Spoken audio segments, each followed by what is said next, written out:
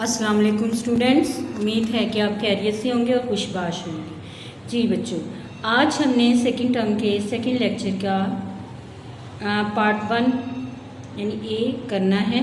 तो इसमें हम सबसे पहले पढ़ेंगे आइली ज़िंदगी की अहमियत। मौज़ूआती मुताला में सबक नंबर 7 है ये, आइली ज़िंदगी की अहमियत। जी बच्चों, तो सबसे पहले बुक खोलें और बुक में से ये पहले इसकी रीडिंग करेंगे और जो मुश्किल लफ्ज़ आएंगे उनको मैं एक्सप्लेन कर दूंगी। फिर हम उसके बाद क्वेश्चन नंबर 1 करेंगे। जी, आइली ज़िंदगी से मुराद है ख़ानदानी ज़िंदगी। इंसान पैदाइश से मौत तक सारी ज़िंदगी अपने ख़ानदान में गुजारता है। ख़ानदान के अफराद मुख्तलिफ़ रिश्तों की बिना पर एक दूसरे से मुंसलिक होते हैं, यानी जुड़े होते हैं। इंसानी तमद्दुन की इब्तदा भी ख़ानदानी निज़ाम से हुई और इसकी बका के लिए भी इसका क़याम ज़रूरी है।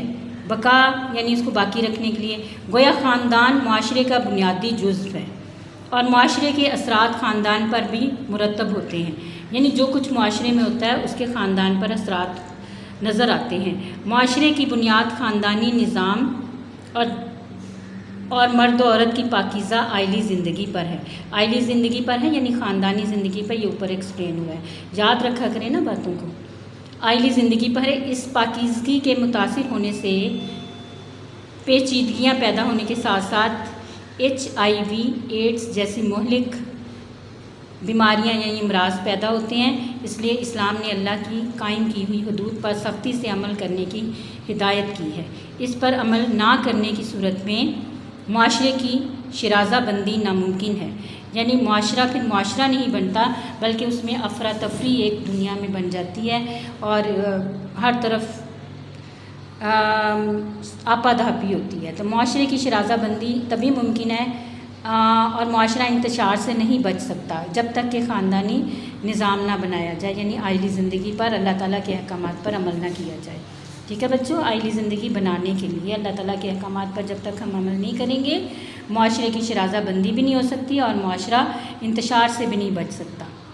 ज़ौजैन का बाहमी ताल्लुक़, ज़ौजैन कहते हैं मियाँ बीवी को, यानी उनका आपस का ताल्लुक़। इरशाद बारी ताला है, वही अल्लाह है जिसने तुम्हें एक जान से पैदा किया और इसी से इसका जोड़ा बनाया कि वो इससे सुकून हासिल करे। इस तरह निकाह एक जोड़े के दरमियान आइली ज़िंदगी की जायज़ बुनियाद फराहम करता है, जिसके नतीजे में पाकीज़ा ताल्लुकात वजूद में आते हैं। कुरान ने रिश्ता इज़्दवाज को एहसान का नाम दिया है। बच्चों, ये पढ़ने में सीन वाले एहसान के जैसा ही लग रहा है, लेकिन एहसान है ये लफ्ज़, तो इसका फ़र्क जो है वो ज़हन नशीन रखें, जिसका मतलब है किला बंद होकर महफूज हो जाना। रिश्ता इज़्दवाज में मुंसलिक होने के बाद ज़ौजैन मोहसिन यानी किला बंद या महफूज हो जाते हैं, यानी ज़ौजैन मोहसिन हो जाते हैं, मतलब किला बंद या महफूज हो जाते हैं। गैर अखलाकी हमलों से बचाव के लिए इन्हें एक मजबूत दीवार और हिसार यानी घेराव मिल जाता है और हर एक दूसरे के लिए शरीके रंज और राहत और बेलौस गम गुसार होता है और मुश्किलात और मसाइल के हल में दोनों एक दूसरे के मददगार होते हैं। यकसुई नसीब होती है, सोच, गौर व फिक्र और ज़हनी सलाहियतों में एक उठान और इनके इस्तेमाल में लाने से आसानियाँ पैदा होती हैं। यानी इंसानी जिसमें जो अल्लाह ताला ने एक जोश और जज्बा और एक जज्बात रखे हुए हैं, तो वो उनको राह रास्त पर लाया जाता है, ये उसको एक रास्ता मिल जाता है, तो इससे आसानियाँ पैदा होती हैं ज़िंदगी में भी। इस ज़िंदगी का लुत्फ़ उस वक्त हद्दे कमाल को पहुंच जाता है जब घर के आंगन में फूलों जैसे बच्चे आ जाते हैं, जो वालिदैन के आपस के ताल्लुक़ को और मजबूत करते हैं। हर दो तरफ से मोहब्बत और एहतराम, यानी दोनों तरफ से ज़ौजैन में आपस में मोहब्बत और एहतराम बाहमी का ज़मज़म मौजसन होता है, यानी आपस में मोहब्बत और एहतराम अरूज पर होती है, उसका सैलाब उमड़ा आता है और घर वाकई एक जन्नत नज़र आता है। चूँकि नस्ल इंसानी की बका और इसकी अफजाइश अल्लाह ताला के नज़र, यानी बका यानी बाकी रखने और अफजाइश यानी इसको आगे बढ़ाने के लिए अल्लाह ताला के नज़दीक आइली ज़िंदगी का मकसद है और इस पाकीज़ा ज़िंदगी का वाहिद रास्ता अक़्द निकाह है। अक़्द कहते हैं गिरा को, और निकाह यानी निकाह की गिरा लगाने को कहते हैं। ورنہ فطرت کے وہ مقاصد کبھی حاصل نہیں ہو سکتے جو وہ اپنے سامنے رکھتی ہے۔ لہٰذا کسی معاشرے کی بنیاد خاندانی نظام اور مرد و عورت کی پاکیزہ آئلی زندگی ہے۔ جب اس بنیاد ہی کو نیست و نابود کر دیا جائے، یعنی اس بنیاد کو ختم کر دیا جائے، تو معاشرے کی شیرازہ بندی کس طرح ممکن ہے اور اسے انتشار سے کیوں کر بچایا جا سکتا ہے؟ اسی لیے اللہ تعالیٰ نے آئلی زندگی کے استحکام یعنی اس کی مضبوطی، بقا یعنی اسے باقی رکھنے کے لیے نہایت وضاحت سے ہدایات دی ہیں۔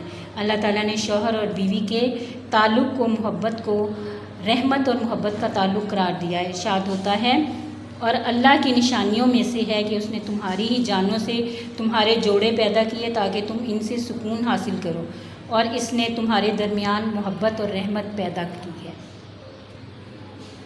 گویا شوہر اور بیوی کا تعلق ایک طرف تو جبلت ہوتا ہے، انسان کی جو پیدائشی عادات ہیں جو اللہ تعالیٰ نے اس کو پیدائش کے وقت سے ہی اس میں رکھ دی ہیں، تو ایک طرف تو ان عادات کی تسکین کا باعث ہے، اور دوسری طرف باہمی محبت اور اعتماد اور رحمت کا ایک رشتہ ان کے درمیان پیدا کرتا ہے۔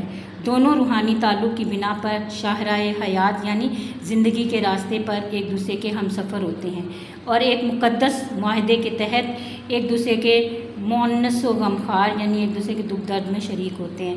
اس لیے اللہ تعالیٰ نے ایک دوسرے پر منصفانہ حقوق مقرر کیے ہیں، یعنی ایک پر دوسرے کے حقوق اور دوسرے کے اس پر حقوق ہیں کچھ، اور جو ایک دوسرے کے فرائض بن جاتے ہیں۔ اسی طرح ان عورتوں کے حقوق ہیں جس طرح ان کے فرائض ہیں، رواج کے مطابق زوجین کے حقوق و فرائض۔ اسلامی تعلیمات کے مطابق خاندان کی کفالت یعنی اس کی پرورش اور اس کی جو دیکھ بھال ہے، نان نفقہ یعنی کھانا پینا اور خرچ مرد کی ذمہ داری ہے۔ اسے چاہیے کہ اپنی مالی حالت کے مطابق بیوی بچوں کے لیے اخراجات، لباس اور مکان کا بندوبست کرے۔ بیوی کو اپنے مہر میں دی گئی رقم یا دیگر اپنی ذاتی ملکیت رکھنے اور کاروبار کرنے کا جائز حدود میں اختیار ہے۔ بیوی کے ساتھ اچھا سلوک کرے، اس پر ظلم و زیادتی نہ کرے۔ بچوں یہ لائن دوبارہ دیکھیں، بیوی کو اپنے مہر میں دی گئی رقم یا دیگر اپنے ذاتی ملکیت رکھنے اور کاروبار کرنے کا جائز حدود میں اختیار دے، یعنی یہ شوہر کا فرض ہے۔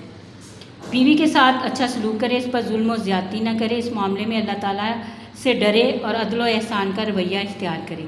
وراثت کے حقوق شریعت کے مطابق ادا کرے۔ اللہ تعالیٰ نے فرمایا ہے، فالصالحات قانتات حافظت للغیب، نیک عورتیں فرما بردار اور شوہر کی عدم موجودگی میں اس کے گھر کی محافظ ہوتی ہیں۔ اگرچہ عورت پر اولاد کی کفالت کی ذمہ داری نہیں، تاہم پڑھی لکھی اور ہنر مند خواتین حیا اور پردے کا خیال رکھتے ہوئے ملازمت اور ہنر بندی کے دیگر کام کر کے روزی کما سکتی ہیں، مگر ہمارے ملک کی اکثر خواتین کو اپنے ان حقوق سے آگاہی حاصل نہیں ہے۔ بیوی کا فرض ہے کہ وہ شوہر کی عدم موجودگی میں اس کی تمام اشیاء کی ایک امانت کی طرح حفاظت کرے، اس کے راز افشا نہ کرے، یعنی اس کے راز ظاہر نہ کرے دوسروں پر، گھر کی باتیں دوسروں کو نہ بتائے، اور اس کے اموال و اشیاء کے ساتھ ساتھ اس کی آبرو اور اس کی نسب و نسل کی بھی حفاظت کرے۔ حضور صلی اللہ علیہ وآلہ وسلم کی زندگی بھی ہمارے لیے مینار نور ہے۔ آپ صلی اللہ علیہ وآلہ وسلم نے فرمایا، تم میں بہتر وہ ہے جو اپنے گھر والوں کے لیے بہتر ہو، اور میں اپنے گھر والوں کے لیے سب سے بہتر ہوں۔ نبی کریم صلی اللہ علیہ وآلہ وسلم کا یہ بھی فرمان ہے کہ اچھی عورت وہ ہے کہ جب شوہر اسے دیکھے تو اسے مسرت ہو، یعنی خوشی ہو، اور اسے حکم دے تو اطاعت کرے، اور اس کی عدم موجودگی یعنی غیر موجودگی میں اس کے مال کی اور اپنی حفاظت کرے۔ اولاد کے حقوق و فرائض، یعنی یہ بھی اولاد بھی تو خاندان میں ہی آ جاتی ہے نا آئلی زندگی میں۔ اسلام میں والدین پر اولاد کے حقوق مقرر ہیں۔ اللہ تعالیٰ فرماتے ہیں، اس کو کیجیے گا، اللہ تعالیٰ فرماتا ہے کیونکہ اللہ واحد ہے، اے اہل ایمان، اپنے آپ کو اور اپنے اہل خانہ کو دوزخ سے بچاؤ۔ والدین کی ذمہ داری ہے کہ وہ اپنی اولاد کی اچھی پرورش، تعلیم اور اچھی تربیت کا اہتمام کریں، اور پھر اچھی جگہ ان کی شادی کریں۔ اولاد کے درمیان عدل و انصاف قائم رکھیں۔ والدین کی وفات کے بعد بھی اولاد صالحہ یعنی نیک اولاد ان کے نامہ اعمال میں اور نیکیوں میں اضافے کا سبب بنتی ہے۔ اولاد کے فرائض میں شامل ہے کہ وہ اللہ تعالیٰ کی نافرمانی کے سوا والدین کا ہر حکم بجا لائیں، ان سے رحمت و محبت اور نرمی کا رویہ اختیار کریں۔ ان کی رائے کو اپنی رائے پر مقدم رکھیں، یعنی فوقیت دیں، خاص طور پر جب والدین بڑھاپے کو پہنچ جائیں تو ان کے جذبات کا خیال رکھتے ہوئے ان سے نرمی اور محبت سے پیش آئیں۔ اپنی مصروفیات سے مناسب وقت ان کے لیے مختص کریں، یعنی مقرر کر دیں، ایک مناسب وقت ان کے لیے بھی رکھیں۔ ہر وقت یہ نہیں ہے کہ ان سے دور رہیں اور اپنے ہی کاموں میں مگن رہیں اور اپنی زندگی میں مگن رہیں۔ ان کی بھرپور خدمت کریں، ان کی وفات کے بعد ان کے لیے مغفرت کی دعا کریں، جیسا کہ قرآن کریم میں ارشاد ہوتا ہے، ان دونوں کو اف بھی نہ کہو اور نہ ہی انہیں جھڑکو، اور ان سے نرمی سے بات کرو اور رحمت کے ساتھ عاجزی کے بازو ان کے لیے جھکائے رکھو۔ کہو اے رب ان دونوں پر رحم فرما جیسا کہ انہوں نے مجھے بچپن میں پالا۔ جی بچوں، یہ تو چیپٹر ریڈنگ ہوگی۔ اس میں دیکھیں، اس میں 4 کوشچن دیے ہوئے ہیں۔ کوشچن نمبر 1 ہے آئلی زندگی سے کیا مراد ہے؟ تو یہ کوشچن کرنے کے لیے اب ہم نوٹس پر آئیں گے۔ نوٹس پر دیکھیں، یہ کوشچن نمبر 1 دیا ہوا ہے، آئلی زندگی سے کیا مراد ہے؟ آئلی زندگی، پہلی ہیڈنگ دی آپ نے، لفظ آئلی آئلہ سے نکلا ہے، صحیح کر لیجئے گا اس کو۔ آئلہ عربی زبان میں خاندان کو کہتے ہیں۔ خاندان قدرتی اداروں میں سے وہ ادارہ ہے جو ابتدا سے ہے اور جو ابتدا سے موجود تھا اور ہمیشہ موجود رہے گا۔ یعنی انسانی زندگی میں جو کائنات اللہ تعالیٰ نے بنائی ہے، تو یہ آئلی زندگی جو ہے یا خاندان جو ہے، یہ ایک ایسا ادارہ ہے ایک طرح سے، کیونکہ اس میں کافی افراد شامل ہوتے ہیں، اس لیے اس کو ادارہ کہا گیا۔ تو یہ شروع سے وجود میں آیا اور ہمیشہ موجود رہے گا۔ ارسطو اس کے بارے میں کہتا ہے، ارسطو کے مطابق خاندان ایک قدرتی ادارہ ہے جس کی ابتدا انسانی ضروریات کی وجہ سے ہوئی۔ ابتدا میں عورت مرد کی بہترین ساتھی ثابت ہوئی اور مرد عورت کی رفاقت سے خاندان وجود میں آیا۔ اب دوسرا، کیپلر ایک اور فلاسفر کہتا ہے کہ کیپلر کے الفاظ میں خاندان ایک مختصر معاشرتی تنظیم ہے جس میں کم از کم 2 نسلیں شامل ہوتی ہیں، اور اس کا امتیاز یہ ہے کہ یہ ایک خونی رشتوں کی تنظیم ہے۔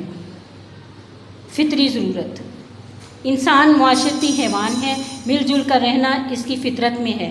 انسان پیدائش سے لے کر موت تک ساری زندگی اپنے خاندان میں گزارتا ہے۔ خاندان کے افراد مختلف رشتوں کی بنا پر ایک دوسرے سے منسلک ہوتے ہیں۔ مختلف خاندان مل کر معاشرے کو تشکیل دیتے ہیں، اس لیے معاشرہ، تمدن اور خاندان ایک دوسرے کو متاثر کرتے ہیں۔ اسلام میں خاندان کو قائم کرنے کے لیے نکاح کا طریقہ رائج کیا گیا ہے۔ ارشاد باری تعالیٰ ہے، وہی اللہ ہے جس نے تمہیں ایک جان سے پیدا کیا اور اسی سے اس کا جوڑا بنایا تاکہ اس سے سکون حاصل کرے۔ نکاح ایک جوڑے کے درمیان آئلی زندگی کی جائز بنیاد فراہم کرتا ہے، جس کے نتیجے میں پاکیزہ تعلقات وجود میں آتے ہیں۔ قرآن میں آئلی زندگی، قرآن میں رشتہ ازدواج کے لیے احسان کا لفظ استعمال ہوا ہے جس کے معنی ہے قلعہ بند ہونا۔ رشتہ ازدواج میں منسلک ہونے کے بعد زوجین محفوظ ہو جاتے ہیں، انہیں غیر اخلاقی حملوں سے بچاؤ کے لیے ایک حصار مل جاتا ہے، وہ ایک دوسرے کے دکھ درد میں شریک ہوتے ہیں، اور اس زندگی کا لطف اس وقت حد کمال کو پہنچتا ہے جب گھر کے آنگن میں پھول جیسے بچے کھیلتے ہیں جو والدین کے تعلق کو مضبوط کرتے ہیں۔ لہٰذا کسی معاشرے کی بنیاد خاندانی نظام اور مرد و عورت کی پاکیزہ زندگی پر ہے، اور اس کے بغیر فطرت کے مقاصد حاصل نہیں ہو سکتے۔ جی بچوں، آج کا ہمارا لیکچر اینڈ ہوا۔ یہ آپ نے کوشچن ریڈنگ کے بعد میں نے کوشچن نمبر 1 کروا دیا، اس کو اچھی طرح یاد کر لیجیے گا۔ یہ کچھ یاد کرنے میں مشکل ہے، لیکن اتنا بھی مشکل نہیں کہ آپ نہ کر سکیں۔ انشاءاللہ اس کو آپ کر لیں گے۔ اوکے، اللہ حافظ، گڈ لک۔